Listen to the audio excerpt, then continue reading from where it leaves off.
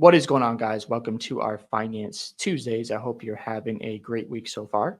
And I want to talk to you guys about what is infinite banking and how I'm using that to pay off all my debt. I paid off all our credit card debt using this strategy, paid off my car, and just paid off Sally Mae a few months ago. And the only thing we have for consumer debt right now is my wife's car payment, which should be paid off in the next 2 years, along with our federal loan debt. And that's it, and we'll be debt free. Now, the reason why I've been using this strategy is one, it's going to grow tax free. I'm going to earn an annual dividend and I'm in control of my liquidity. That's the biggest reason why I use this concept. Now, I'm sure you've heard the strategy that people put their money in a whole life insurance policy. Now, you're probably wondering, well, whole life insurance, it's a scam. I'm not sure. You're probably lying to me. But in the meantime, the reason why I believe this is such a powerful concept because banks actually use life insurance. If you go just look up bank owned life insurance, that is one of the top assets that banks use today. And the reason why they do is because they control the liquidity, they earn dividends from it, and they get to borrow their money and use that money in the future again. Because when you borrow from a whole life insurance policy, you can use that money obviously to go off and pay off your debt.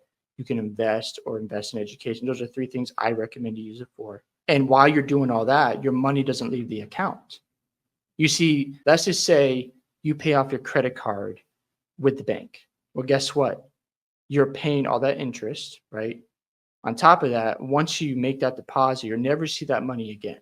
Now, let's just say we use the same strategy with a whole life insurance policy. And I take out $3,000 to pay off my credit card debt. The $3,000 is paid off, but guess what never left my account?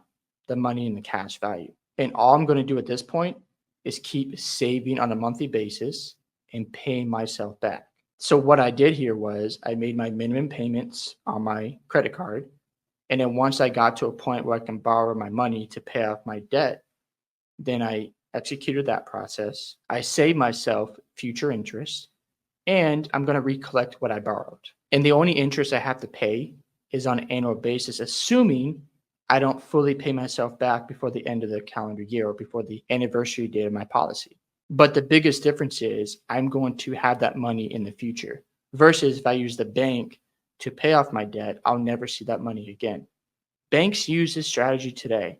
As soon as your money hits their account, they are already using your dollars to go out and invest in things you know nothing about.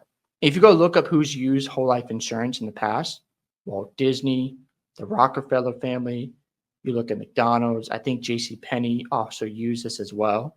So other companies and people in life have used this strategy. Regardless of how you feel about politics, Joe Biden has 5 whole life insurance policies. I don't want to get into the politics of it, but what I'm saying is a lot of people use this strategy. The wealthy use life insurance. Some of the banks that use life insurance is Bank of America, Wells Fargo, JP Morgan, and the list goes on. So I want to know why they're using these policies. And the reason why is they're in control of their liquidity.